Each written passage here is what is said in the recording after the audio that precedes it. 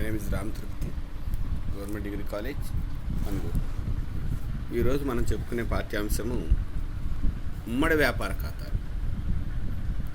అసలు ఉమ్మడి వ్యాపార ఖాతాలంటే ఒక సంస్థ పేరుతో కానీ లేక అంతకన్నా ఎక్కువ మంది వ్యక్తులు ఉమ్మడిగా ఒక కార్యాన్ని లేదా నిర్ణీత కాలానికి పరిమిత వ్యాపారం చేయడాన్ని ఉమ్మడి వ్యాపారం అంటారు. అంటే కాంట్రాక్ట్ మీద భవనం కానీ, రోడ్డు కానీ, లేదా వంతెన కానీ, ఇంకా ఏదైనా బహుళ బిల్డింగులు నిర్మించడానికి ఇద్దరు లేదా అంతకంటే ఎక్కువ మంది వ్యక్తులు కలిసి సరుకు కొని లేదా కన్సైన్మెంట్ మీద సరుకు పంపి అమ్మడం లేదా కంపెనీ జారీ చేసిన వాటాలను అమ్మకం వంటి పరిమితమైన కార్యానికి ఒక నిర్ణీత కాలానికి ఉమ్మడి వ్యాపారం సంబంధించి ఉంటుంది. అంటే ఉమ్మడి వ్యాపారం ఇంచుమించు భాగస్వామ్య వ్యాపారంగానే ఉంటుంది. కానీ భాగస్వామ్య వ్యాపార సంస్థకు పేరుంటుంది, కాలపరిమితి ఏమీ ఉండదు. కానీ ఉమ్మడి వ్యాపారంలో మాత్రం భాగస్థులు ఒక నియమిత కాలంలో ఒక కార్యానికి పరిమితమైన వ్యాపారం చేయదలిచి లాభ నిష్పత్తిని నిర్ణయించుకొని మూలధనం తెచ్చి వ్యాపారం జరిపి లాభాలను పంచుకుంటారు. అయితే వ్యాపారం అయిపోయిన తర్వాత ఎవరి మూలధనాన్ని వాళ్ళు వెనక్కి తీసుకుని విడిపోయే అవకాశం అనేది ఉంటుంది. భాగస్వామ్య వ్యాపారం ఎలా ఉంటుంది? శాశ్వత స్వభావం కలిగినది భాగస్వామ్య. ఉమ్మడి వ్యాపారం తాత్కాలికమైనది, లేదా తాత్కాలికం అంటే 1 సంవత్సర కాలానికి పరిమితి కావచ్చు, లేదా నిర్ణీత కాలానికి పరిమితి కావచ్చు. అయితే ఇక్కడ మనకి ఉమ్మడి వ్యాపారం కన్సైన్మెంట్ వ్యాపారం ఏమో కమిషన్ వ్యాపారం. కానీ ఉమ్మడి వ్యాపారం మాత్రం భాగస్థులు వారు పెట్టిన మూలధన ప్రకారం లాభ నష్టాలు పంచుకుంటారు. అంటే ఆ వ్యాపారం ఉన్నంత వరకు మాత్రమే భాగస్థులు కలిసి ఉంటారు. అంటే ఏదో ఒక నూతన బిల్డింగ్ కన్స్ట్రక్షన్ చేయటం కానీ, లేకపోతే ఒక డ్యామ్ కట్టడం కానీ, లేదా ఒక వంతెనలాట నిర్మించటం కానీ, లేకపోతే ఏమన్నా ఒక పెద్ద రోడ్డు వేయటం కానీ, ఇలాంటి వేయటానికి మాత్రమే, అంటే ఇలాంటి వేయటానికి ఉమ్మడి వ్యాపారంలో భాగస్థులు కలిసి వ్యాపార వ్యవహారాలు చేయడానికి అవకాశం అనేది ఉంటుంది. అయితే ఈ ఉమ్మడి వ్యాపారాన్ని దృష్టిలో పెట్టుకున్నాం. ఈ ఉమ్మడి వ్యాపారంలో మనకి అనేక రకమైనటువంటి లాభ నష్టాలు ఉంటాయి, లేదా లక్షణాలు కూడా ఉండే అవకాశం అనేది ఉంటుంది. ఉమ్మడి వ్యాపార లక్షణాలు ఏముంటాయి మనకి? యాక్చువల్గా ఇది తాత్కాలిక భాగస్వామ్యము. నిర్ణీత వ్యాపారం పూర్తి అవ్వగానే ఈ ఒప్పందం కూడా రద్దు అవుతుంది. అంటే లక్షణం నెంబర్ 1 ఏంటంటే ఉమ్మడి వ్యాపారం తాత్కాలికమైనది. అంటే అర్థం ఏంటి? వాళ్ళు ఒప్పుకున్న వ్యాపారం నిర్ణీత సమయంలో పూర్తి అవ్వగానే ఈ ఒప్పందం అనేది రద్దు అవుతుంది. రెండవది, ఒక నిర్ణీత వ్యవహారమునకు ఉమ్మడి వ్యాపారం లోబడి ఉంటుంది. అంటే వాళ్ళు ఏదైతే పని ఒప్పుకున్నారో ఆ పని ముయ్యగానే, లేకపోతే ఆ వ్యాపారం అయిపోగానే భాగస్వామి ఒక నిర్ణీత వ్యాపారానికి పరిమితం కాదు కాబట్టి మరింకో వ్యాపారం అనేది కొనసాగిస్తారు. అంటే ఒక బిల్డింగ్ కాంట్రాక్ట్ చేసుకున్నారనుకోండి, ఆ బిల్డింగ్ పూర్తి అవడంతోనే వేరే బిల్డింగ్కి మళ్ళీ వెళ్ళటానికి, వేరే కాంట్రాక్ట్ చేసుకోవడానికి అవకాశం అనేది ఏర్పడుతుంటుంది. ఉమ్మడి వ్యాపారం నిర్వహించే వ్యక్తులు సహభాగస్తులని అంటారు. అంటే భాగస్వామ్యంలో వ్యాపారం నిర్వహించే వ్యక్తులు భాగస్తులని అంటాం. కాకపోతే ఉమ్మడి వ్యాపారంలో ఉండే భాగస్తులను ఏమంటారంటే సహభాగస్తులు. అంటే నెక్స్ట్ సారి వేరే వాడు ఉండొచ్చు, ఉండకపోవచ్చు, లేకపోతే తానే ఉండొచ్చు, ఉండకపోవచ్చు.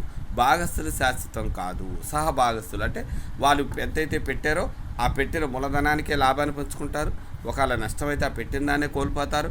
కాకపోతే ఏ పనైనా నిర్ణీత కాలంలో, స్వల్పకాలంలో చేయటానికి మాత్రమే ప్రయత్నం చేస్తూ ఉంటారు. నెక్స్ట్, ఉమ్మడి వ్యాపారంలో లాభం ఒక వ్యాపారంలోనే ఉంటుంది. అంటే వేరే వ్యాపారం చేయరు కాబట్టి ఒక్కో వ్యాపారంలో మాత్రమే వాళ్ళకి పెట్టుబడి అనేది ఉంటుంది, లేకపోతే వాళ్ళకి లాభం ఉంటుంది. భాగస్వామ్య వ్యాపారం సంవత్సరాలు కొనసాగుతుంటుంది. ఉమ్మడి వ్యాపారం ఆ పెట్టుబడి ఎంతవరకు అయితే పెట్టారో, వాళ్ళు కాంట్రాక్ట్ ఏదైతే తీసుకున్నారో దాన్ని పూర్తి చేసేవరకే భాగస్థులు కలిసి ఉంటారు. ఉమ్మడి వ్యాపారం ఒక నిర్ణీత వ్యాపారమునకే పరిమితమై ఉంటుంది. అంటే వాళ్ళు ఏదైతే పని చేస్తారో దానికి మాత్రమే పరిమితమై ఉంటుంది. అంటే స్వల్పకాల వ్యవధికి మాత్రమే. ఇందాక మనం చెప్పుకున్నాం, వీళ్ళు 6 నుంచి సంవత్సరం లోపు కాలంలో మాత్రమే వ్యాపార వ్యవహారాలు పూర్తయ్యే విధంగా చూసుకుంటారు. భాగస్వామ్య వ్యాపారం ఒకే వ్యాపారంకు పరిమితం కాదు. అంటే భాగస్తులు అనేక రకమైన వ్యాపారం ఉంటారు కాబట్టి ఇక్కడ పెట్టుబడి ఇంకో దగ్గర, అక్కడ పెట్టుబడి ఇక్కడ పెట్టే అవకాశం ఉంటుంది. కానీ ఉమ్మడి వ్యాపారంలో అలా జరగడానికి అవకాశం లేదు.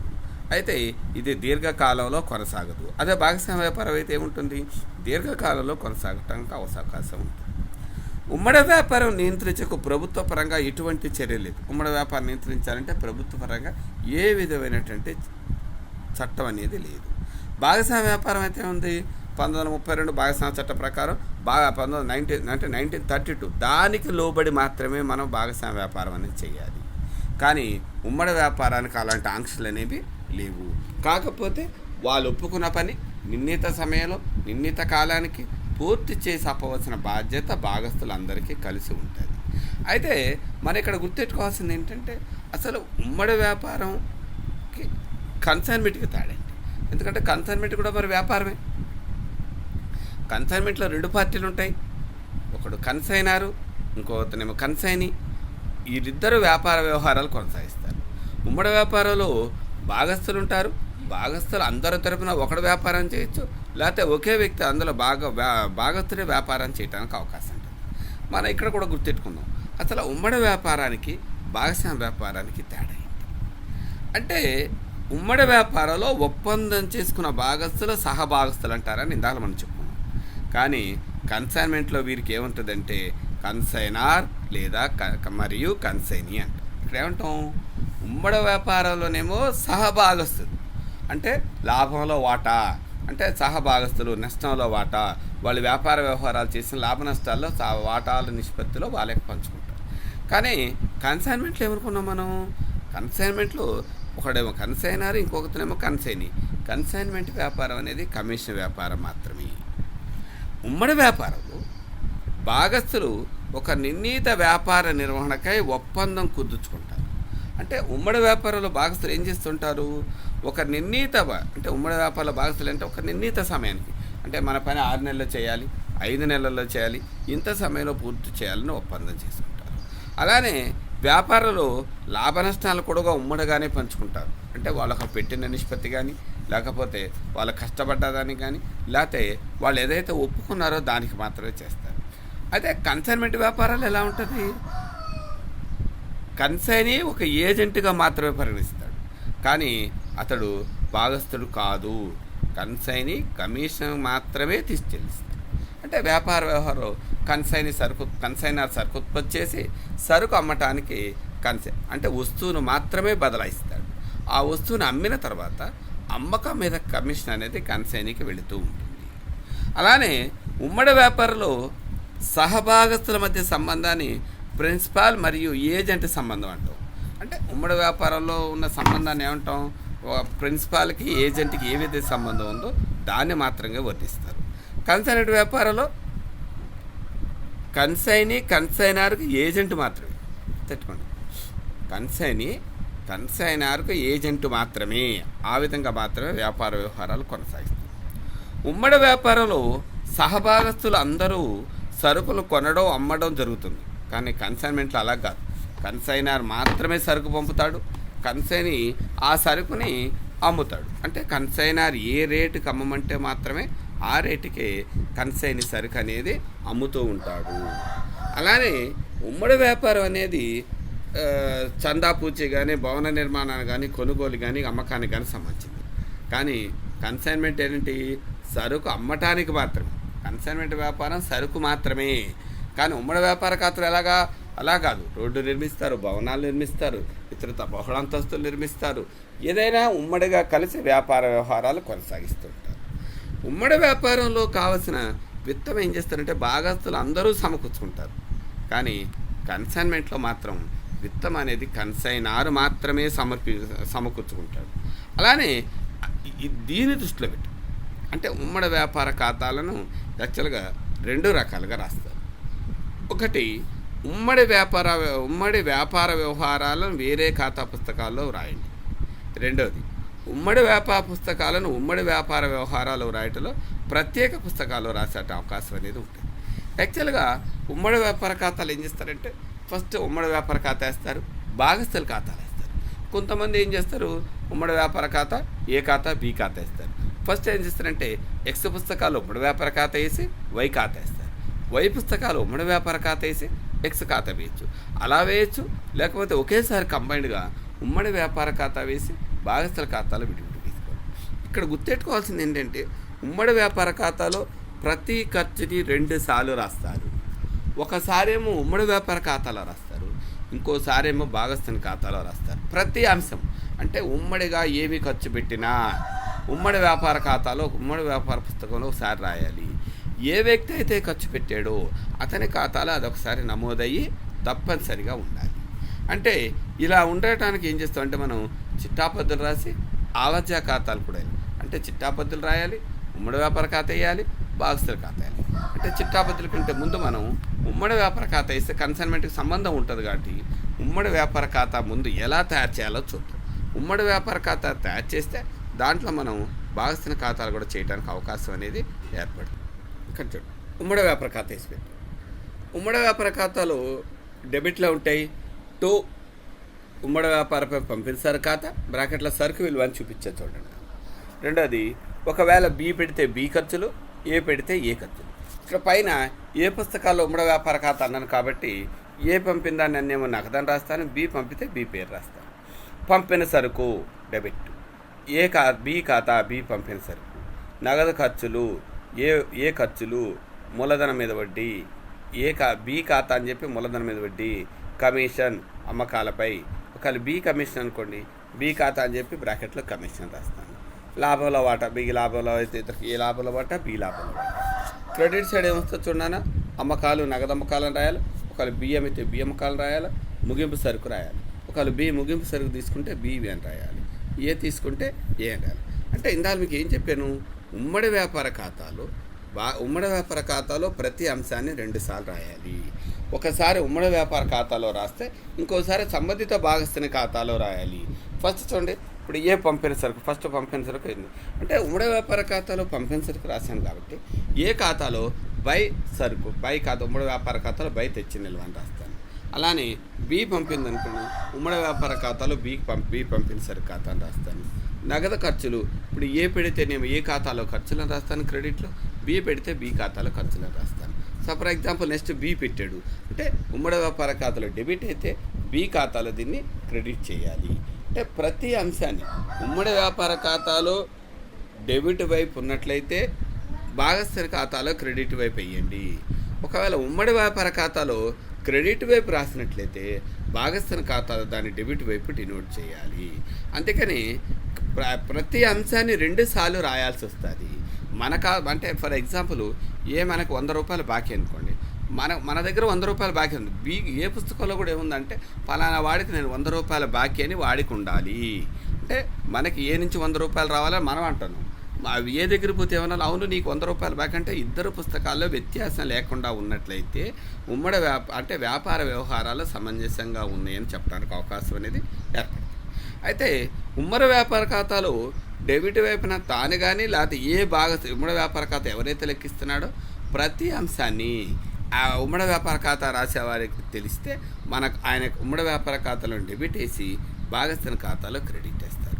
అంటే ఇతర భాగస్థులు పెట్టిన ఖర్చులు కానీ, వాళ్ళ మూలధనం మీద వడ్డీలు కానీ, వాళ్ళకి వచ్చే కమిషన్ కానీ, లేకపోతే వాళ్ళకి వచ్చినటువంటి అమ్మకాలు కానీ, వాళ్ళు తీసుకున్నట్టు సొంత వాడకాలు కానీ ఎప్పటికప్పుడు అంటే ఏ రోజుకి ఆ రోజే లేకపోతే ఏ నిమిషానికి ఖర్చు అయినమ్మటే అది లిఖితపూర్వకంగా దాన్ని పుస్తకాల్లో లెక్కించడం అనేది జరుగుతుంటుంది. అలానే మనకి ఇక్కడ ఇంకో అంటే భాగస్థుని ఖాతాలో చూడండి ఏం చెప్పుకున్నాను, బై నగదు ఒకవేళ బయానా తీసుకుంటే ఇది మాత్రం చూద్దాం. బయానా ఎప్పుడైతే బయానా అంటే అడ్వాన్స్ అంటాం, దాన్నే బిల్లు అంటాం. బయానా అన్నా అడ్వాన్స్ అన్నా బిల్లు అన్నా ఒకటి. ఇది చాలా జాగ్రత్త చూడాలి. ఇక్కడ ఎవరైతే బిల్లు పంపారో అతని ఖాతాలో క్రెడిట్ వేయండి, ఎవరైతే బిల్లు తీసుకున్నాడో వాడి ఖాతాలో డెబిట్ వేయండి. సపోజు ఏ బయానా ఇచ్చాడు అనుకోండి, ఏ ఖాతాలో క్రెడిట్ రాస్తాడు, ఎవరికి ఇస్తాడు ఇంకొక భాగస్థుడికి ఇస్తాడు, బీకో సీకో డీకో. ఎవరైతే ఉందో వాళ్ళ మూలధన ఖాతాలో డెబిట్ వేయాలి. ఈ బయానాకి ఆయన తీసుకున్న బిల్లుకి మధ్య వ్యత్యాసాన్ని డిస్కౌంట్ అంట. ఫర్ ఎగ్జాంపుల్ నేను 1వ తారీఖు నాడు ఏకి 10,000 రూపాయలు ఇచ్చాను. ఏం చేశాడంటే 31 లోపల ముందుగానే వెళ్ళి, అంటే గడువు కంటే ముందుగా వెళ్ళి అది 9,500కు తెచ్చుకున్నాడు అనుకోండి. అంటే నేను 10,000కి ఇచ్చాను, 10,000 నా ఖాతాలో క్రెడిట్ వేస్తాను, అతని ఖాతాలో 9,500 మాత్రమే పడుతుంది. అంటే నేను ఇచ్చిందేమో 10,000, ఆయన అవసరమైన ముందే బ్యాంకు పోయి తెచ్చుకున్నాడు 9,500. ఇక్కడ నష్టం ఎంత? 500 రూపాయలు. దీన్ని ఉమ్మడి వ్యాపార ఖాతాలో డెబిట్ వైపు వేయాలి. బాగా గుర్తెచ్చుకోవాలి. భయానా ఉమ్మడి వ్యాపార ఖాతాలో ఎవరైతే భాగస్తులు పంపారో అతని ఖాతాలో క్రెడిట్ వైపు రాయాలి, ఎవరైతే తీసుకున్నారో అతని ఖాతాలో డెబిట్ వైపు రాయాలి. ఈ రెండింటి మధ్య వ్యత్యాసాన్ని ఏమంటారంటే బిల్లుపై నష్టం అని చెప్పి ఒక ఉమ్మడి వ్యాపార ఖాతాలో డెబిట్ వైపు రాయవలసి ఉంటుంది. అలానే ఇంకేమన్నాడు, ఉమ్మడి వ్యాపార ఖాతా ఇందా చెప్పాక పంపిన సరుకు అన్నిటికీ ఉమ్మడి వ్యాపార ఖాతా ఒకసారి అండర్లైన్ చేస్తే సరిపోతుంది. ఉమ్మడి వ్యాపార ఖాతా ఖర్చులు, ఉమ్మడి వ్యాపార ఖాతా వడ్డీ, ఉమ్మడి వ్యాపార ఖాతా కమిషన్. అంటే ఇందాక చెప్పాను, ఉమ్మడి వ్యాపార ఖాతాలో డెబిట్ అయితే భాగస్తుని ఖాతాలో క్రెడిట్ అవుతుంది. అలానే ఉమ్మడి వ్యాపార ఖాతాలో క్రెడిట్ అయితే భాగస్తుని ఖాతాలో డెబిట్ రాసేది. అమ్మకాలు ఇందాక క్రెడిట్ రాశాను, ఇక్కడ డెబిట్ రాశాను. ముగింపు సరికి అక్కడ క్రెడిట్ రాశాను, సొంతానికి వాడుకుంటే ఇతని ఖాతాలో డెబిట్ వేసాను. ఒకవేళ భాగస్తులు ఉమ్మడిగా ఖర్చు పెడితే నగదు లేదా బ్యాంక్ అని రాయాలి. అలాంటి అంశాలు ఉమ్మడి ఏ ఖాతాలో రాయకూడదు, ఉమ్మడి బ్యాంక్ ఖాతాలో మాత్రమే రాయవలసి ఉంటుంది. అయితే దీనికి సంబంధించిన కొన్ని చిట్టాబద్దులు చూద్దాం. చూడండి, చిట్టబద్దులు రాశాను, ఏముంది చూడండి. ఉమ్మడి వ్యాపార ఏ పుస్తకాలు చిట్టాబద్దులు, బి పుస్తకాలు చిట్టాబద్దులు రాసి ఉమ్మడి వ్యాపారంలో భాగస్తులు సరుకు సప్లై చేసి, అంటే సరుకు పంపారు. అంటే ఏ సరుకు పంపినప్పుడు ఏం రాస్తాడంటే ఉమ్మడి వ్యాపార ఖాతా డేటా టు ఏ సరుకు పంపిన సరుకు ఖాతా టు బి ఖాతా. ఇక్కడ పంపిన సరుకు ఖాతా అంటేనేమో ఏది అన్నట్టు, బీకి పంపాడు కాబట్టి బి పేరు చూపించాడు. ఉమ్మడి వ్యాపార ఖాతా డేటా టు పంపిన సరుకు ఖాతా టు బి ఖాతా. అదే ఒకవేళ బి పంపాడు అనుకోండి, బి పుస్తకాలు ఏముంటుంది, ఉమ్మడి వ్యాపార ఖాతా డేటా టు పంపిన సరుకు ఖాతా టు ఏ ఖాతా. అంటే ఏ ఇక్కడ బీనేమో క్రెడిట్ అయ్యాడు, ఇక్కడ ఏమో ఏ ఏమో క్రెడిట్ అయ్యాడు. అంటే ఏ పుస్తకాలు బి క్రెడిట్ అయ్యాడు, బి పుస్తకాలు ఏ ఏమో క్రెడిట్ అయ్యాడు. అంటే ఏ పుస్తకాల్లో బి క్రెడిట్, బి పుస్తకాల్లో ఏ క్రెడిట్. అంటే చిట్టాపది ఒకటే, కాకపోతే ఎవరు పంపితే వాళ్ళని పంపిన సరుకు అని రాస్తే మిగతా వాళ్ళ పేరు రాస్తారు. అంటే ఉమ్మడి వ్యాపార ఖాతా డేటా టు పంపిన సరుకు ఖాతా టు బి ఖాతా ఏ పుస్తకాలు. అదే బి పుస్తకాలు అయితే ఏం రాయాలి, ఉమ్మడి వ్యాపార ఖాతా డేటా టు పంపిన సరుకు ఖాతా టు బి ఖాతా అని రాయాలి. నెక్స్ట్ భాగస్తులు ఖర్చులు చెల్లించారు. అంటే ఉమ్మడి వ్యాపార ఖాతా డేటా టు నేనే ఖర్చు పెట్టుకుంటే ఉమ్మడి వ్యాపార ఖాతా డేటా టు నగదు ఖాతా. ఒకవేళ బి పెట్టాడు అనుకోండి, ఉమ్మడి వ్యాపార ఖాతా డేటా టు నగదు ఖాతా. అంటే మన ఖర్చులు మనం పెడితేనేమో నగదని రాసుకుంటాం మన పుస్తకంలో. ఒకవేళ అతని పుస్తకం వెళ్ళినప్పుడు అతన్నేమో నగదని రాసుకుని మన పేరు చూపిస్తాడు. ఉమ్మడి వ్యాపార ఖాతా డేటా టు ఏ ఖాతా టు బి ఖాతా. ఇతర పుస్తకాలు ఏం చూపిస్తాడు, ఉమ్మడి వ్యాపార ఖాతా డేటా టు నగదు ఖాతా టు ఏ ఖాతా. అంటే ఖర్చులు చెల్లించినప్పుడు. అలానే బయానా అయిందా, బయానా పంపినప్పుడు వసూలు బిల్లు ఖాతా డేటా నగదు ఖాతా డేటా టు బి ఖాతా. నాకు చెప్పాను బిల్లు డిస్కౌంట్ చేసుకున్నప్పుడు, అంటే వసూలు బిల్లు ఖాతా డేటా నగదు ఖాతా డేటా టు బి ఖాతా. అంటే బిల్లు పంపినప్పుడు ఇది. వీడి పుస్తకంలో ఏం రాస్తారు, ఏ ఖాతా డేటా టు నగదు ఖాతా టు చెల్లింపులు ఖాతా. అంటే ఏకి వచ్చింది కాబట్టి వసూలు బిల్లు, వీడి పుస్తకంలోనేమో చెల్లింపులు బిల్లు. ఒకవేళ డిస్కౌంట్ చేసుకుంటే ఏం చేసుకున్నాం, నగదు ఖాతా డేటా టు ఉమ్మడి వ్యాపార ఖాతా డేటా టు వసూలు హుండీలు ఖాతా. అంటే నగదు ఖాతా డేటా ఉమ్మడి వ్యాపార ఖాతా డేటా టు వసూలు బిల్లు ఖాతా. అదే బి పుస్తకాల చిట్టాబద్ది రాయాలి, ఉమ్మడి వ్యాపార ఖాతా డేటా టు ఏ ఖాతా. అంటే డిస్కౌంట్ మాత్రమే చూపుతాను. ఇందాక చెప్పాను నేను, ఉమ్మడి వ్యాపార ఖాతా ఎవరైతే నష్టపోయాడో అందరి ఖాతాలో డిస్కౌంట్. అంటే నా ఖాతాలో 10,000 ఇస్తే అతని ఖాతాలో 9,500, అతని నష్టం ఎంత అతనికి 500, మనం బయట చేయాల్సిన పని లేదు. అంటే నిర్ణీత సమయం కంటే ముందు తీసుకున్నావు కాబట్టి నువ్వు ఆ నష్టాన్ని నువ్వే బేర్ చేయాలి. అలానే భాగస్తులు సరికి అమ్మారు అనుకోండి, అంటే నగదు ఖాతా డేటా బి ఖాతా టు ఉమ్మడి వ్యాపార ఖాతా నగదు అమ్మినప్పుడు. ఒకవేళ బి పుస్తకాల చిట్టాబద్ది ఉంటుంది, నగదు ఖాతా డేటా ఏ ఖాతా టు ఉమ్మడి వ్యాపార ఖాతా. అంటే అమ్మినప్పుడేమో ఏ పుస్తకాలు అయితే ఒకలా ఉంటుంది, బి పుస్తకాలు అయితేనేమో ఇంకోలా ఉంటుంది. అలానే నెక్స్ట్ భాగస్తులు కమిషన్ తీసుకున్నారనుకోండి, అంటే కమిషన్ సప్లై చేసినట్టయితే, అంటే కమిషన్ కానీ ఒకళ్ళు భాగస్తులు తీసుకున్నట్టయితే ఆ కమిషన్ చిట్టాపద్ది ఏ విధంగా రాయాలి. అంటే కమిషన్ రాసినప్పుడు ఏం చేస్తామంటే అంటే చూడండి, ఉమ్మడి వ్యాపార ఖాతా డేటా టు కమిషన్ ఖాతా టు వడ్డీ ఖాతా టు బి ఖాతా. అంటే భాగస్తుల కమిషన్ తీసుకున్నప్పుడు ఉమ్మడి వ్యాపార ఖాతా డేటా టు కమిషన్ ఖాతా టూ వడ్డీ ఖాతా, టూ బి ఖాతా. ఇదే ఏ పుస్తకం బి పుస్తకాలు ఏమొస్తుంది? ఉమ్మడి వ్యాపార ఖాతా డేటా, టూ కమిషన్ ఖాతా, టూ వడ్డీ ఖాతా, టూ ఏ ఖాతా. అంటే అతను ఒకరి పుస్తకంలో ఇంకొక మన పుస్తకంలో మన పేరు రాయకూడదు కాబట్టి మన పుస్తకంలో వేరే వారి పేరు చూపించాలి కాబట్టి మనం ఏతో వ్యాపారం చేస్తాం కాబట్టి ఏ చూపించాడు, ఏ పుస్తకంలోనేమో బి చూపించాడు. అలానే మిగిలి ఉన్న సరుకును బాధితులు అంటే ముగింపు సరుకు ఉన్నట్లయితే అప్పుడు ముగింపు సరుకు చిట్టాపత్తి ఏం చేయాలి? సరుకు ఖాతా డేటా, బి ఖాతా డేటా, టూ ఉమ్మడి వ్యాపార ఖాతా. ఇక్కడ చూడండి మిగిలిన ముగింపు సరుకు ఉన్నట్లయితే ఈ పుస్తకంలో ఏముంటుంది? సరుకు ఖాతా డేటా, ఏ ఖాతా డేటా, టూ ఉమ్మడి వ్యాపార ఖాతా. అలానే ఒక లాభం వచ్చింది అనుకోండి, ఉమ్మడి వ్యాపార ఖాతా డేటా, టూ లాభ నష్టాల ఖాతా, టూ. ఒక నష్టం వచ్చి పద్ధతిని తిప్పి రాస్తాను అంటే ఏ రాస్తాను? బి ఖాతా డేటా, లాభ నష్టాల ఖాతా డేటా, టూ ఉమ్మడి వ్యాపార ఖాతా. సేమ్ ఇది కూడా అంతే, ఉమ్మడి వ్యాపార ఖాతా డేటా, టూ లాభ నష్టాల ఖాతా, టూ ఈ ఖాతా. ఒకవేళ భాగస్తుల మధ్య ఒప్పందమై పరిష్కారం అయింది అనుకోండి, నగదు ఖాతా డేటా, టూ బి ఖాతా, లేదా బి ఖాతా డేటా, టూ నగదు ఖాతా. ఈయన పుస్తకంలో ఏ ఖాతా డేటా, టూ నగదు ఖాతా, లేదా నగదు ఖాతా డేటా, టూ బి ఖాతా. దీన్ని బేస్ చేసుకుని అంటే ఈ అంశాలను బేస్ చేసుకుని మనం ప్రతి దానికి కూడా ఖాతాలు వేయాల్సిన పరిస్థితి అనేది ఏర్పడుతూ ఉంటుంది. అంటే ఒక అంశాన్ని ఉమ్మడి వ్యాపార ఖాతాలో భాగస్తులు ఒప్పందం ప్రకారం ఉంటుంది కాబట్టి ఉమ్మడి వ్యాపార ఖాతాను ఒక వ్యక్తి తయారు చేస్తారు కాబట్టి అతను మనం చెప్పినట్లయితే మన పుస్తకంలో మనం రాసుకుంటూ అతని పుస్తకంలో అతను రాస్తాడు. రెండు అంశాలు సమానంగా ఉంటేనే వ్యాపార వ్యవహారాలు అనేవి జరగడానికి అవకాశం అనేది ఉంటుంది. కొన్ని లెక్కలు చూద్దాం. ఉదాహరణ లెక్కలు చూస్తే మనకు తొందరగా అర్థమయ్యే అవకాశం ఉంటుంది. లెక్క చూడనా? ఎక్స్ ₹1,00,000 సరుకును కన్సైన్మెంట్ మీద వైకి పంపాడు. వైకి అమ్మకాల మీద 5% కమిషన్ మరి లాభాల్లో 20% వాటా ఇవ్వలేను. సరుకును పంపినప్పుడు ఎక్స్ చెల్లించిన ఖర్చులు ₹8,000.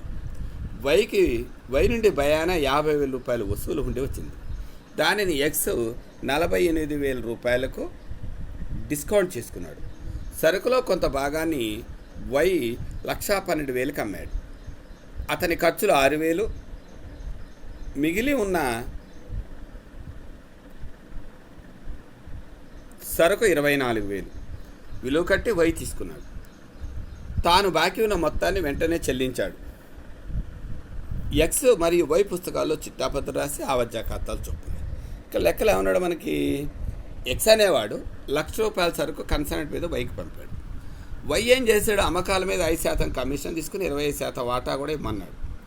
సరుకు ఎక్స్కి చెల్లించి ఎక్స్ ఖర్చులు 8,000 చెల్లించాడు. వై ఖర్చులు ₹50,000 భయానా ఇచ్చాడు ఎక్స్కి. దాన్ని ఎక్స్ ఏం చేశాడు? నిర్ణీత సమయంలో కంటే ముందుగా 48,000కి మార్చుకున్నాడు. వై ₹1,12,000 సరుకు అమ్మి ₹6,000 ఖర్చులు పెట్టాడు. ₹24,000 విలువ ముగింపు సరుకు వై తీసుకున్నాడు. బాకీ ఉన్న మొత్తాన్ని వెంటనే చెల్లించాడు. అంటే ఇందులో ఇక్కడ ఏమన్నాడంటే కన్సల్ట్ మీద సరుకు పంపినప్పుడు కమిషన్ మాత్రం ఇవ్వాలి, లాభంలో వాటా ఇస్తున్నాడు అంటే భాగస్వామ్య వ్యాపారం కింద భావించాలి. ఇప్పుడు చిట్టా పద్ధతితో ఫస్ట్ సరుకు పంపాడు. సరుకు పంపినప్పుడు మనం ఏమనుకున్నాం? ఉమ్మడి వ్యాపార ఖాతా డేటా అంటే ఉమ్మడి వ్యాపార ఖాతా డేటా టు పంపిన సరుకు అది దాని చెప్పించాడు.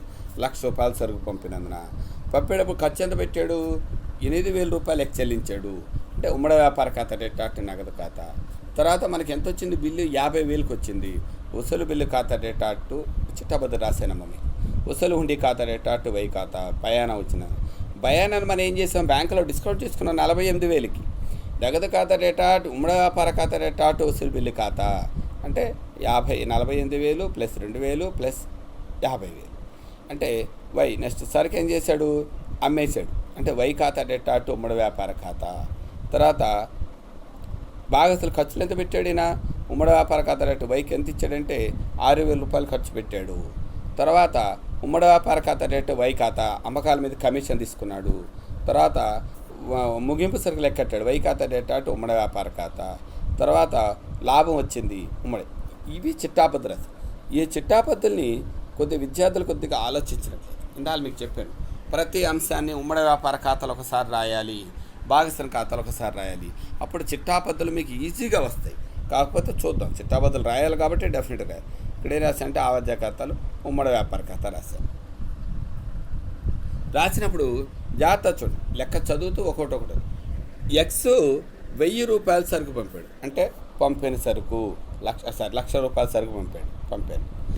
మనం ఏం చేస్తాను? మన ఖర్చులు నగదని రాయాలి కదా. క్యాష్ భాగస్తున్న ఖర్చులు ₹8,000. చూడండి 8,000. చిట్టాపద్దు రాసేటప్పుడు ఉమ్మడి వ్యాపార ఖాతా రేటాటు ఉమ్మడి వ్యాపార పంపించారు కదా, ఫస్ట్ చిట్టాపద్దు అదే మీరు రాసుకుంది. రెండోది ఉమ్మడి వ్యాపార ఖాతా రేటాటు నగదు ఖాతా ఖర్చు చెల్లించినప్పుడు. తర్వాత ఏం చేసాము, 50,000 రూపాయలు బిల్లు రాసాం. అవునా, మనం ఎంత వచ్చింది బై వసూలు హుండీ 50,000. 50,000 ఎంతకు మార్చుకున్నాం మనం అంటే వై ఖాతాలో క్రెడిట్ కార్డు చెప్పాను. ఎక్స్ ఎంతకు మార్చుకున్నాడు, 48,000కు మార్చుకున్నాడు. అంటే 50,000కి 48,000కి తేడా ఎంత, 2,000. 2,000 ఉమ్మడి వ్యాపార ఖాతాలో వసూలు హుండీ 2,000 అనేసి బాగా తిట్టుకోవాలి. ఎవరైతే బిల్లు రాస్తాడో బిల్లు రాసిన ఖాతాలో క్రెడిట్ వేయండి, తీసుకున్న అతని ఖాతాలో డెబిట్ వేయండి. ఆ రెండింటి మధ్య తేడాని ఉమ్మడి వ్యాపార ఖాతాలో డెబిట్ వైపు రాయాలి. అలానే వై ఎంత పెట్టాడు, వై 1,12,000 సరికి అమ్మాడు. వై ఖాతా బ్రాకెట్లు అమ్మకాలను రాయాలన్నా వై అమ్మకాల ఖాతా 1,12,000. 1,12,000 అయితే కమిషన్ ఎంత తీసుకున్నాడు అమ్మకాల మీద చూడ, ముగింపు సరికి 24,000 తీసుకున్నాడు. 24,000 వేసేసారు బై ముగింపు సరికి అని చూపించాలి. లెక్కలో ఇంకేమైనా ఉందా నాన్న చూడండి ఒకసారి.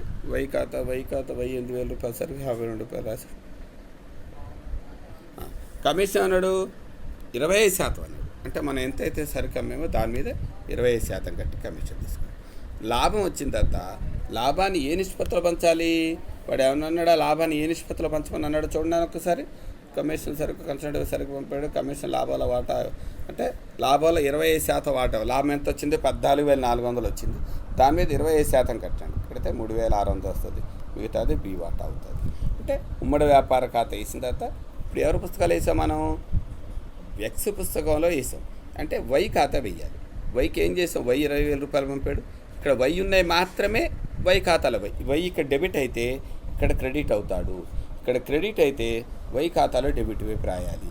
అందుకని అన్నిటికీ టెక్నిక్ ఏం చేయాలంటే వై ఉమ్మడి వ్యాపార ఖాతాను అండర్లైన్ పెట్టి నెంబర్ 1 వై ఏమేమి ఉన్నాయో చూద్దాం చూడండి. వై ఖర్చులు 6,000, 6,000 వేసాడు. Next Y commission 5,600. Y commission అమ్మకాల మీద 5% అన్నాడుగా, అమ్మకాల మీద 5% వై కమిషన్ వేశాడు. ఇక్కడ వై ఎక్కడ ఉన్నాడు, ఇంకా లాభాల వాటా, వై లాభంలో వాటా 3,600. నెక్స్ట్ వై అమ్మకాలు ఎంత, 1,12,000. వై సొంత వాడకాల క్రెడిట్లు ఎంత ఉన్నాయి, అక్కడ క్రెడిట్ ఎందుకంటే ఇక్కడ ఎలా తెస్తే వై ఇంకా మనకి ఎంత ఇవ్వాలంటే 70,800 రూపాయలు వై. అంటే ఉమ్మడి వ్యాపార ఖాతా వేసేటప్పుడు ఉమ్మడి వ్యాపార ఖాతాలో పంపిన సరుకు మనం పంపితేనేమో నగదని రాయాలి, ఒకవేళ గుమస్తా అయితేనేమో గుమస్తా పేరు రాయాలి. ఇక్కడ మనం పంపిన సరుకు 1,00,000 రూపాయలు, మనం పెట్టిన ఖర్చులు 8,000, బిల్లుపై నష్టం 2,000 మనమే బేర్ చేయాలి. వైకి ఏమో 6,000 రూపాయలు ఖర్చు పెట్టాడు. వై కమిషన్ ఏమో 5,600 తీసుకున్నాడు. అమ్మకాలేమో 1,12,000. వై ముగింపు సరుకు మొత్తం 24,000. ఖాతా ఇస్తే 14,400 వచ్చింది. 14,400 25% ఏమో వైకి ఇచ్చాం, మిగతా దీని ఆధారంగా అంటే ఇదేంటి ఉమ్మడి వ్యాపార ఖాతాలో ఏ విధమైనటువంటి మార్పు ఉండదు, భాగస్థుల ఖాతాలో మార్పు ఉంటుంది. ఇప్పుడు ఎక్స్ వై మనకి ఎంత బాకీ ఉందో మన ఖాతాలో 70,800 బాకీ అని మన ఖాతాలో ఉంది. వై కూడా ఏం చేయాలంటే ఏనే అతనికి నేను 70,800 బాకీ అన్నట్టు అతని ఖాతాలో డెబిట్ వైపు నిలవ ఉంటేనే మనం చేసిన లెక్క కరెక్ట్. సేమ్ చిట్టాపత్రులు కూడా మళ్ళీ ఎక్స్ పుస్తకంలో ఇక్కడే రాస్తాడు ఉమ్మడి వ్యాపార ఖాతా రేట్ అట్టి ఎక్స్ ఖాతా, మన ఇందాలని పంపించారు ఖాతా అని రాస్తాం. ఇక్కడ ఉమ్మడి వ్యాపార ఖాతా రేట్ అట్టి ఎక్స్ ఖాతా అంటే చిట్టాపత్రులు వై పుస్తకంలో ఉమ్మడి వ్యాపార ఖాతా రేట్ అట్టి ఎక్స్ ఖాతా ఖర్చులు చెల్లించినప్పుడు. అలానే ఎక్స్ ఖాతా రేట్ అట్టు చెల్లింపుల ఖాతా ఉమ్మడి అంటే మనం చిట్టాపత్రులు ఈ విధంగా లెక్కించుకొని ఇప్పుడు మనం దీన్ని ఆ ఖాతాలో చూద్దాం. ఇందాక చెప్పాను ఎక్స్ ఇప్పుడు వై పుస్తకాలు కాబట్టి ఎక్స్ చూపించాలి. ఎక్స్ ఖాతా 1,00,000 రూపాయలు ఎక్స్ ఇచ్చాడు మనకి, ఎక్స్ 8,000 రూపాయలు ఖర్చు పెట్టాడు, ఎక్స్ బిల్లుపై నష్టం 2,000 రూపాయలు ఎక్స్ భరించాడు. మన ఖర్చులు కాబట్టి నగదని రాసుకున్నాం. మనం ఇప్పుడు వై అనుకోవాలి. వై ఖర్చులు 6,000, వై కమిషన్ అంతా 5,600. ఇప్పుడు మనం కాబట్టి నగదు అమ్మకాలు 1,12,000, సరుకు సొంత వాడకాలు 24,000. అప్పుడు నిల్వ తెలిస్తే 14,400లో మనకు వచ్చిన వాటా 25%, 3,600. ఇందాలు ఏం చెప్పాను, ఇక్కడ ఎక్స్ ఖాతా కాబట్టి ఎక్స్ డెబిట్లో ఉంటే ఎక్స్ ఖాతాలో క్రెడిట్ రాయాలి. బై ఉమ్మడి వ్యాపార ఖాతా 1,00,000 రూపాయలు, బై ఉమ్మడి వ్యాపార ఖాతా 8,000, బై ఉమ్మడి వ్యాపార ఖాతా 2,000 అంటే బ్రాకెట్లో రాయాలి. పంపిన సరుకు ఖర్చులు బిల్లుపై నష్టం, ఇదేమో లాభంలో వాటా. డెబిట్లో చెల్లింపులు మనం 50,000 కదా, మనకి ఎంత ఇచ్చాము 48,000 కదా. 50,000 రూపాయలు ఇచ్చాం. ఇంకో 50,000 నెల తెలిసి ఎంత వచ్చింది చూడండి. అంటే బిల్లుపై నష్టం 2,000 వేసాడు కాబట్టి ఇక్కడ వేయలేదు. లేకపోతే ఇక్కడ 48,000 వేస్తే సరిపోద్ది. ఇక్కడ 40,000 వసూలు బిల్లు 2,000 అయిపోతే ఇక్కడ 48,000 వేయండి. వేస్తే ఇప్పుడు 50,000 ఎందుకు వేసామంటే పైసా 2,000 రూపాయల బిల్లు విడిగా చూపించాం కాబట్టి 50,000 వేసాను. ఇందాక మీకు చెప్పాను. ఎక్స్ పుస్తకంలోనేమో క్రెడిట్లో 70,800 బాకీ అయినట్టుంది. పొయ్యి కూడా ఎంత బాకీ ఉంది ఎక్స్కి, నేను ఎక్స్కి 70,800 బాకీ అనేది ఉంది. కాబట్టి ఇది సక్రమైన వ్యాపారం. అంటే భాగస్థుల ఖాతాలో వేసినప్పుడు భాగస్థుల ఖాతాలో ఒకే నిల్వ రావాలి, 2-3 నిల్వలు రావడానికి అవకాశం అనేది లేదు. అంటే ఇక్కడ ఉమ్మడి వ్యాపార ఖాతా వేసేటప్పుడు ఇద్దరు భాగస్థుల ఖాతాలు కూడా ఒకేసారి వేసుకుంటే ఒకరికేమో క్రెడిట్ నిల్వ వస్తే ఇంకోళ్ళకేమో డెబిట్ నిల్వ వచ్చే అవకాశం అనేది ఉంటుంది. ఇంకో లెక్క చూడండి, నన్ను ఒక్కసారి చూద్దాం. ఇంకో లెక్క 2-3 లెక్క ఇక్కడ చూడండి. 6 మీద వేసి ఉమ్మడి వ్యాపారంలో లాభ నష్టాలను 2:1 నిష్పత్తిలో పంచుకున్నట్టుకు ఒప్పందం పడి ఒప్పందం ప్రకారం 6 లక్షల రూపాయల విలువ సరుకును ఉమ్మడి వ్యాపారానికి సప్లై చేసి 10,000 రూపాయల ఖర్చులు చెల్లించాడు. ఎస్ 1,20,000 రూపాయల సరుకును ఉమ్మడి వ్యాపారానికి సప్లై చేసి 12,000 రూపాయల ఖర్చులు చెల్లించాడు. 6 బయానాగా 80,000 రూపాయలు ఉండిని ఎస్ మీద వ్రాయిగా ఎస్ దానిని అంగీకరించాడు. 6 ఆ ఉండిని తన బ్యాంకు వద్ద 76,000 రూపాయలు డిస్కౌంట్ చేసినాడు. సరుకును 1,50,000 రూపాయలకు అమ్మగా సరుకును 1,50,000 రూపాయలకు అమ్మగా ఎస్ కొంత సరుకును 1,60,000కి అమ్మాడు. మిగిలిన సరుకును 15,000 రూపాయలు ఇల్లు కట్టి 2:1 నిష్పత్తిలో 6 ఎస్సులు పంచుకున్నారు. ఇరువురు అమ్మకాల మీద 5% కమిషన్గా ఇవ్వాలి. 6 ఎస్సుల పుస్తకాల్లో చిట్టాపత్తులు రాయమన్నాడు, ఆవాజ్య ఖాతాలు రాయమన్నాడు. ఇందాక చెప్పాను నేను. ఇక్కడ ఇద్దరు పుస్తకాల్లో చిట్టాపత్తులు అంటే ఫస్ట్ మీకు చెప్పారు కదా, నేను నా పుస్తకంలో రాసినప్పుడు ఉమ్మడి వ్యాపార ఖాతా టాటు పంపిణీ సరి ఖాతా 2S ఖాతా అంటే 6 పుస్తకం. రెండోది ఖర్చులు, ఉమ్మడి వ్యాపార ఖాతా టాటు నగదు ఖాతా 2S ఖాతా ఖర్చులు ఫలించిన ఖర్చులు విడివిడిగా చూపిస్తున్నాడు చూడండి. అలానే వసూలు పిండి ఖాతా టాటు S ఖాతా అంటే వసూలు బిల్లు వచ్చినప్పుడు దీన్ని బ్యాంకులో డిస్కౌంట్ చేసుకున్నాం అనుకోండి, నగదు ఖాతా టాటు ఉమ్మడి వ్యాపార ఖాతా టాటు వసూలు బిల్లు ఖాతా. అలానే నగదు ఖాతా టాటు S ఖాతా టాటు ఉమ్మడి వ్యాపార ఖాతా సరుకు అమ్మినప్పుడు సరుకు మళ్ళీ పంచుకున్నాక 2:1 నిష్పత్తులు సరుకు ఖాతా టాటు S ఖాతా టాటు ఉమ్మడి వ్యాపార ఖాతా. అలానే కమిషన్, అమ్మకాల మీద కమిషన్, ఉమ్మడి వ్యాపార ఖాతా టాటు కమిషన్ ఖాతా S ఖాతా ఉమ్మడి వ్యాపార ఖాతా. అంటే చిట్టాపద్దులు రాసేటట్టయితే ఈ విధంగా చిట్టాపద్దు రాయడానికి విద్యార్థులకి మీకు ఏం చెప్పాను, ఖాతా వేసి కూడా రాయొచ్చు అని చెప్పాను. ఇక్కడ జాగ్రత్త మీకు ఇది అర్థమైతే చిట్టాపద్దులు టీనే రాయొచ్చు. ఎంత పంపాడు? 6 లక్ష రూపాయలు పంపాడు. నేను మన ఖాతాలో మన పేరు రాయకూడదు కాబట్టి 2 పంపిన సరుకు 1,00,000 రూపాయలు. ఎస్ ఎంత పంపాడు? 1,20,000 పంపాడు. 2S ఖర్చు, ఎస్ ఖాతా 1,20,000. మనం ఎంత ఖర్చు పెట్టాం? 12,000 రూపాయలు, 10,000 రూపాయలు మనం ఖర్చు పెట్టాం. మన ఖర్చులను 2 నగదని రాయండి. ఎస్ ఎంత ఖర్చు పెట్టాడు? 12,000 ఖర్చు పెట్టాడు. వసూలు బిల్లులు ఎంత? వసూలు బిల్లులు యాక్చువల్గా అయితే 80,000, దాన్ని 76,000కు మార్చుకున్నాం. నష్టం ఎంత మనకి? 4,000 రూపాయలు. కమిషన్ ఎంత? అమ్మకాల మీద కమిషను 7,500 మనకి, ఎస్కి అయితేనేమో 8,000. బై సైడ్ ఏం చేశాడు? మనం ఎంత కమ్మాం? 1,50,000 కమ్మాం. ఎస్ ఏమో 1,60,000 కమ్మాడు. సరుకును మనం ఎంతో తీసుకున్నాం? 10,000 సొంతానికి వాడుకున్నాం. ఎస్ ఏమో 5,000, ఎందుకంటే అక్కడ లెక్కలో 15,000 విలువ కట్టి తీసుకున్నాం కాబట్టి. ఇక్కడ లెక్కలో చూడండి, ఇందాక చెప్పింది అది. అంటే ఇప్పుడు ఇక్కడ ఎస్ ఖాతా ఇస్తే ఎస్ ఇక్కడ డెబిట్లో ఉన్నాయన్నీ కూడా ఇక్కడ క్రెడిట్ అవుతాయి. ఇక్కడ క్రెడిట్లో ఉన్నాయని కూడా అతని ఖాతాలో డెబిట్ అవుతాయి. చిట్టాపద్దులు రాయాలంటే ఏ రాసుకున్నాం? ఇందాక మనం ఉమ్మడి వ్యాపార ఖాతా టాటు పంపిన సరుకు ఖాతా సరుకు పంపినందున, ఉమ్మడి వ్యాపార ఖాతా టాటు ఎస్ ఖాతా ఎస్ నుండి సరుకు వచ్చినందున, ఉమ్మడి వ్యాపార ఖాతా టాటు నగదు ఖాతా ఖర్చులు చెల్లించినందున, ఉమ్మడి వ్యాపార ఖాతా టాటు ఎస్ ఖర్చుల ఖాతా, ఉమ్మడి వ్యాపార ఖాతా టాటు వసూలు బిల్లు ఖాతా. ఇందాక చెప్పుకున్నాక చిట్ట డిస్కౌంట్కి. అలానే అమ్మేమనుకోండి, నగదు ఖాతా టాటు ఉమ్మడి వ్యాపార ఖాతా, ఎస్ అమ్మకాల ఖాతా టాటు ఉమ్మడి వ్యాపార ఖాతా, ముగింపు సరుకు ఖాతా టాటు ఉమ్మడి చిట్టాపద్దులు అయితే ఇలా రాస్తే ఈజీగా ఉంటుంది. ఇప్పుడు చూడండి, ఇందాక చెప్పే కదా, అంటే ఎస్ ఖాతాలో డెబిట్ అయినవన్నీ కూడా ఎస్ ఖాతాలో ఇక్కడ క్రెడిట్ రాయాలి. ఇక్కడ చూడండి, వసూలు హుండి 80,000 పంపాం. ఉమ్మడి వ్యాపారం 1,60,000 ఎస్ పంపాడు. ఇక్కడ ఉందో 1,20,000. నానా ఎస్ ఖర్చులు 12,000, ఎస్ 8,000 రూపాయలు కమిషన్ తీసుకున్నట్టు కాబట్టి కమిషన్. క్రెడిట్లోకి ఏమొస్తుంది? వాళ్ళ అమ్మకాలు, అతని కమిషను, అతనికి నెల తెలితే ఉమ్మడి వ్యాపార ఖాతా మనకి లాభాల వాటా 20,600. ఒక లాభాన్ని పంచాం కదా, 20,667 వేస్తే ఎస్ ఖాతాలో ఎంత ఉంది? 76,106. అంటే ఎస్ ఖాతాలో డెబిట్ ఉంది. ఇప్పుడు మనం ఆరు ఖాతా ఎంత ఉంటే ఎటు రావాలి, క్రెడిట్లో రావాలి, వస్తుంది క్రెడిట్, ఇంతే అమౌంట్ రావడానికి అవకాశం ఉంటుంది. మళ్ళీ ఇతర పుస్తకాలు వచ్చి రాదు. ఇందాలేమో మన ఖాతా కాబట్టి ఉమ్మడి వ్యాపార ఖాతా డేటా పంపించారు ఖాతా ఎస్ ఖాతా అని రాస్తాను. ఇక్కడ రాయాలి ఎస్ పుస్తకాలు కాబట్టి ఉమ్మడి వ్యాపార ఖాతా డేటా పంపించారు ఖాతా ఆరు ఖాతా అని చూపిస్తారు. సేమ్ అవే చిట్టాపద్ధతి, ఇందాక ఏ విధంగా అయితే చిట్టాపద్ధతులు రాసామో అవే చిట్టాపద్ధతులు చూపాను. ఇక్కడ చూడండి, ఆవర్జ ఖాతాలో పంపించారు ఖాతా 1,20,000, 6 లక్షల రూపాయలు, మన ఖర్చులు 12,000, 6 ఖర్చులు 10,000, 6 బిల్లుపై నష్టం 4,000, కమిషన్ 8,000, 6 కమిషన్ 7,000. ఇక్కడ మన అమ్మకాలేమో 1,60,000, 6 అమ్మకాలేమో 1,50,000. సరుకు సొంతానికి వాడుకున్నాం కదా, మనం 2:1 అన్నాం, దాని 10,000 పైన వేసాం, ఇప్పుడేమో 10,000 కింద వేసి 5,000 నిలవ తెలిస్తే 63,700. దీన్ని పంచిన తర్వాత ఇందాల మీకు క్లియర్గా చేసిన ఖాతా అర్థమైపోతుంది. చూడండి, ఇందాల ఖాతాలోనేమో డెబిట్ వచ్చింది, ఇతని ఖాతాలోనేమో క్రెడిట్ అయింది. అంటే ప్రతి ఒక్క అంశాన్ని, అంటే తప్పనిసరిగా మనం చేసేటప్పుడు ఏం చేయాలంటే ఒక అంశాన్ని జాగ్రత్తగా చూసినట్లయితే ఉమ్మడి వ్యాపార ఖాతాలో డెబిట్ రాస్తే భాగస్థాన ఖాతాలో క్రెడిట్ అవుతుంది, భాగస్థాన ఖాతాలో క్రెడిట్ అయితే ఉమ్మడి వ్యాపార ఖాతాలో డెబిట్ అవుతుంది. దీన్ని బేస్ చేసి మనం ఖాతాలు అనేవి వెయ్యాలి. ఇకపోతే రెండోది ఐఎంపీ నోట్, ఉమ్మడి బ్యాంక్ ఖాతా. ఇవి మనకి ఉంటుంది. అంటే మన విద్యార్థులు కన్ఫ్యూజ్ అవ్వాల్సిన పని ఏం లేదు. ఉమ్మడి వ్యాపార ఖాతాలో ప్రతి అంశాన్ని 2 సార్లు రాస్తారు.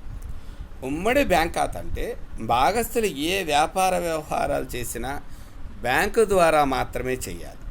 అంటే భాగస్థులు విడిగా ఖర్చు, అంటే భాగస్థులు కలిసి ఖర్చు పెడితే ఉమ్మడి బ్యాంక్ ఖాతాను చూపాలి, విడివిడిగా పెడితే వారి ఖాతాలో చూపాలి. సపోజ్ సరుకు పంపామనుకోండి, అప్పుడు బ్యాంక్ ఖాతా అని రాస్తారు, ఎవడి పేరు లేకపోతే. మనం విడిగా పంపామనుకోండి, మన పేరు మీద రాయటానికి కావాలి. అంటే ఉమ్మడి వ్యాపార ఖాతాలో ఉమ్మడి వ్యాపార ఖాతా, ఉమ్మడి బ్యాంక్ ఖాతా వేస్తాను, ఉమ్మడి వ్యాపార ఖాతా వేస్తాను, భాగస్థుల ఖాతా వేస్తాను. ఇక్కడ లాజిక్ ఏంటంటే, ఇందాల మనం ఉమ్మడి వ్యాపార ఖాతా చేసినప్పుడు భాగస్థుల ఖాతాలో సమ వ్యత్యాసం వచ్చింది, అంటే ఎక్స్ క్రెడిట్లో వస్తే వైకి డెబిట్లు వచ్చింది. ఉమ్మడి బ్యాంక్ ఖాతాలో మాత్రం ఉమ్మడి బ్యాంక్ ఖాతా మనకి సమానం కావాలి. ఉమ్మడి బ్యాంక్ ఖాతా సమానం అయితేనే మనం చేసిన లెక్క కరెక్టు. అంటే బ్యాంకులో వ్యత్యాసం అనేది ఉంటుంది. నెంబర్ 1 చూడండి ఒకసారి, దీన్ని కూడా చిట్టాబద్దలు అడుగుతాడు. భాగస్థుల ఉమ్మడి వ్యాపారానికి మూలధనం తెచ్చారనుకోండి, ఉమ్మడి బ్యాంక్ ఖాతా డేటా భాగస్థుల మూలధన ఖాతా. ఒకవేళ ఉమ్మడి ఖర్చు చెల్లించారనుకోండి, ఉమ్మడి వ్యాపార ఖాతా డేటా ఉమ్మడి బ్యాంక్ ఖాతా. భాగస్థులు సొంతగా నగదు తీసుకున్నామనుకోండి, ఉమ్మడి వ్యాపార ఖాతా డేటా భాగస్థుల ఖాతా. అలానే అరువుకు అమ్మేమనుకోండి, రుణగ్రస్తుల ఖాతా డేటా ఉమ్మడి వ్యాపార ఖాతా. అంటే రుణగ్రస్తుల నుంచి నగదు వచ్చిందనుకోండి, ఉమ్మడి బ్యాంక్ ఖాతా డేటా రుణగ్రస్తుల ఖాతా. అలానే మిగిలిన సరుకు భాగస్థులు తీసుకున్నారనుకోండి, భాగస్థుల మూలధన ఖాతా డేటా ఉమ్మడి వ్యాపార ఖాతా. ఉమ్మడి వ్యాపారంలో లాభం వచ్చిందనుకోండి, ఉమ్మడి వ్యాపార ఖాతా డేటా భాగస్థుల మూలధన ఖాతా. అంటే ప్రతి అంశాన్ని ఉమ్మడి బ్యాంకు ఖాతా ద్వారా చూపాలి. ఇక్కడ మనం ఇంతకుముందు చేసింది కాబట్టి ఉమ్మడి వ్యాపార ఖాతా మీకు నార్మల్గా వేసి పెట్టాను.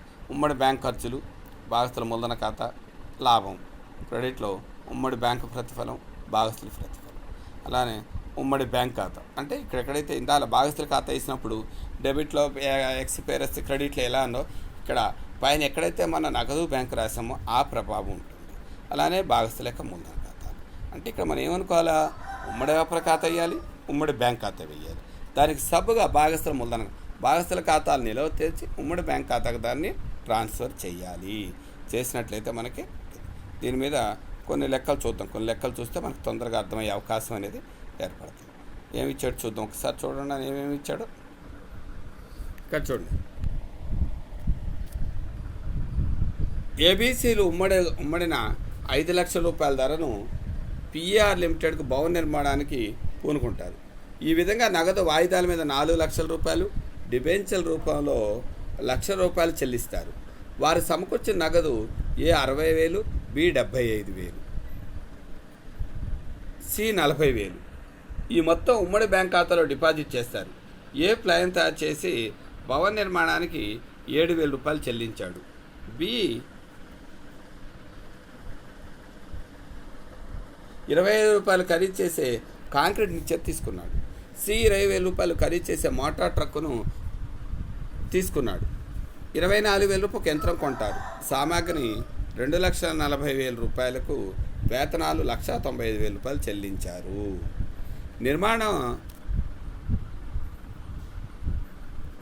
నిర్మాణం ముగిసిన తర్వాత మిగిలిన సరుకును ఏ ₹14,000, బి కాంక్రీట్ మిక్చర్ను 12,000 రూపాయలకు, శ్రీ ట్రక్కును 8,000 రూపాయలు లెక్క కట్టి తీసుకున్నారు.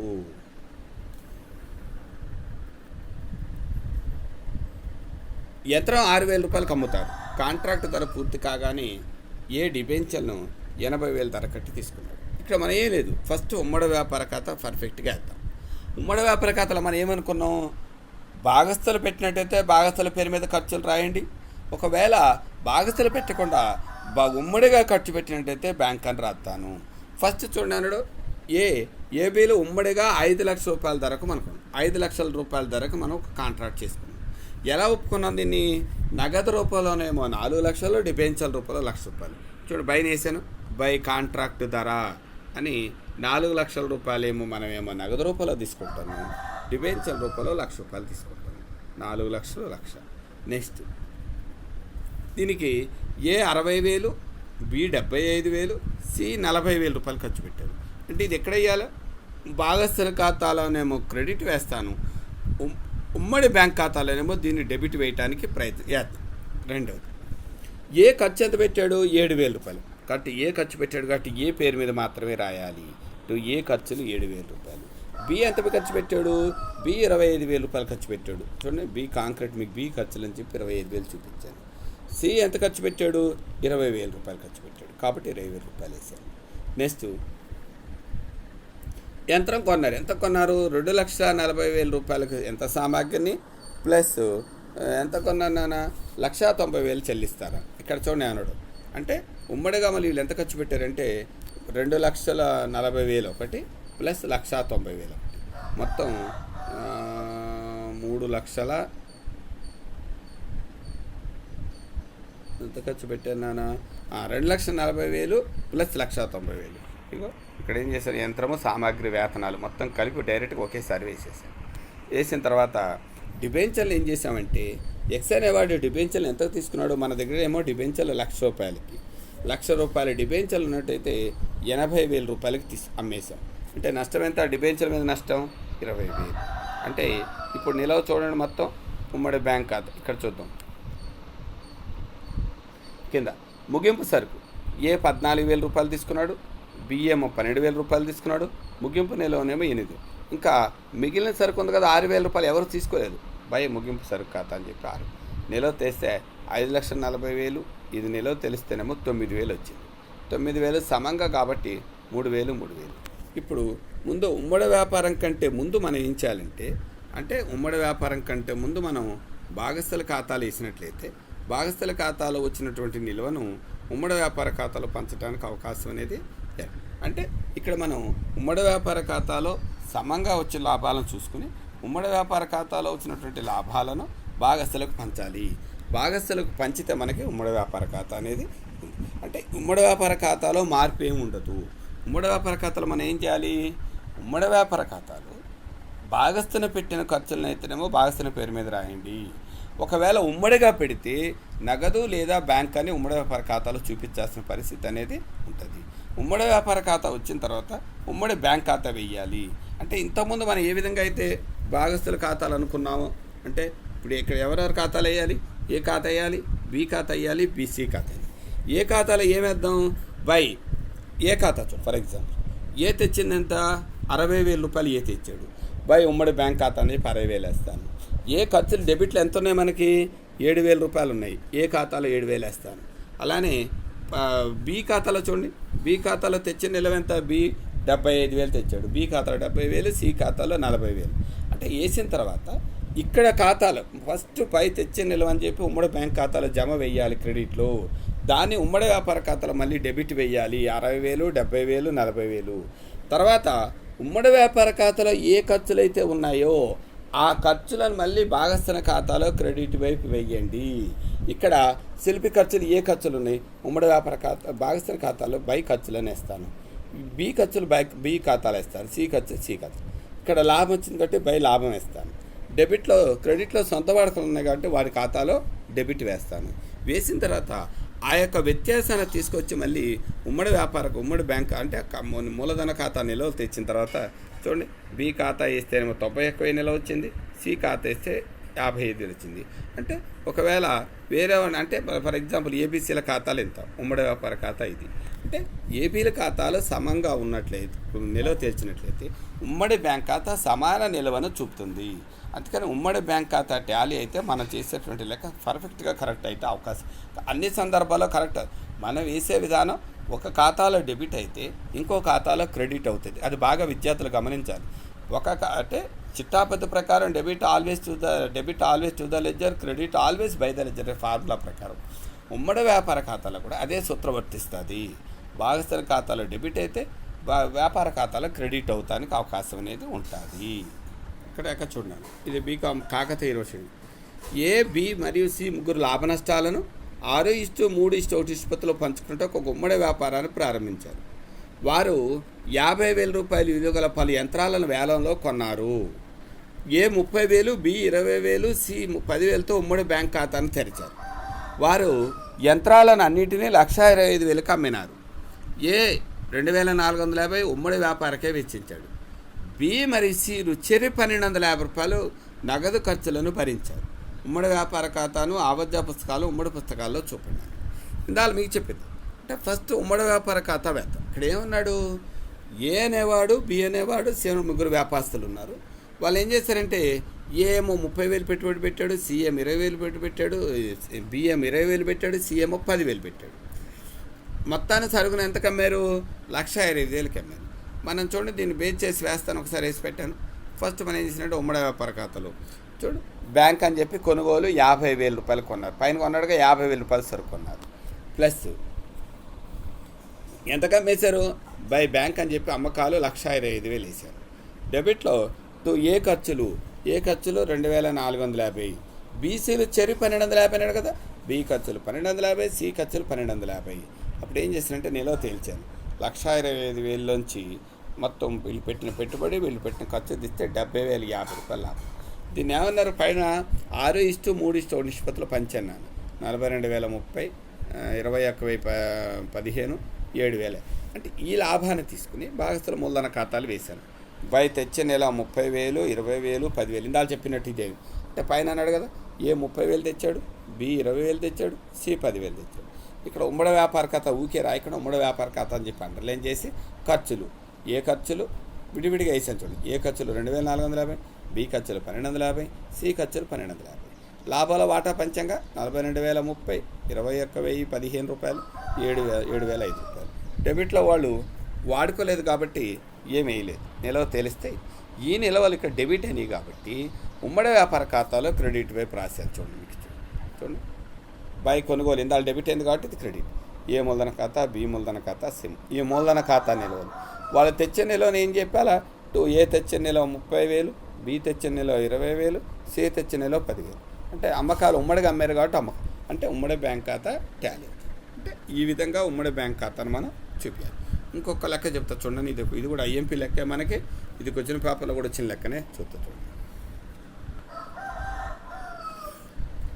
ఏ మరి బీలు విడివిడిగా భవన నిర్మాణం చేసే కాంట్రాక్టర్లు వారు కొత్తగా ప్రారంభించిన ఒక జాన్సా కంపెనీ కొరకు ₹1,00,000 కాంట్రాక్ట్ ధరపై భవంతి నిర్మించడానికి ఉమ్మడి ఒప్పందం కూర్చుకున్నారు. ఈ మొత్తం 80,000 రూపాయల నగదు వాయిదాలలో మరి 20,000 రూపాయల కంపెనీ పూర్తిగా చెల్లించిన వాటా రూపాలలో చెల్లించడం జరిగింది. వీరి పేరు మీద ఒక ఉమ్మడి బ్యాంక్ ఖాతాను తెరిచి ఇందులో ఏ 25,000, బి 15,000 చెల్లించారు. వీరు లాభాలను 2/3, 1/3 వాటాకు పంచుకుంటారు. చెల్లించిన వేతనాలు ఇక్కడ ఏమి ఇవ్వలేదు, ఉట్టి చెల్లించిన వేతనాన్ని అన్నాడు కాబట్టి బ్యాంక్గా భావిస్తాను. కొనుగోలు చేసినప్పుడు పద్దాలు ఎవరి పేరు ఇవ్వలేదు కాబట్టి బ్యాంక్ అని రాస్తాను. ఏ పంపిణీ చేసిన ఖర్చులు, బి ఖర్చులు, సి ఖర్చులు. కాంట్రాక్టు పూర్తయి సొమ్ము మొత్తం వసూలైందట. కంపెనీ వాటాలు అంగీకరించిన ధర 16,000కి ఏ తీసుకున్నాడు. అంటే పైన మన దగ్గర వాటాలు 20,000 ఉంటే 16,000కి అమ్మేస్తాం, అంటే 4,000 నష్టం మనకి. బి మిగిలినప్పుడు పదార్థాలను 8,000 తీసుకున్నాడు, అంటే బి తీసుకున్నాడు కాబట్టి బి సొంత వాడకల కింద వేస్తాం. అంటే ఈ లెక్కలో ఏముంది, లెక్కలో ఉమ్మడి వ్యాపార ఖాతాలో చూద్దాం. మనం మొత్తం కాంట్రాక్ట్ ₹1,00,000 కుట్టుకున్నాం, అందులో 80,000 క్యాష్ వచ్చింది, 20,000 వచ్చింది. అందుకని మనం ఏం చేశాను, ఉమ్మడి వ్యాపార ఖాతాలో బై బ్యాంక్ అని ఇప్పుడు ఎంత ఇచ్చానన్నా ₹1,00,000 కదా మొత్తం వస్తుంది. మనం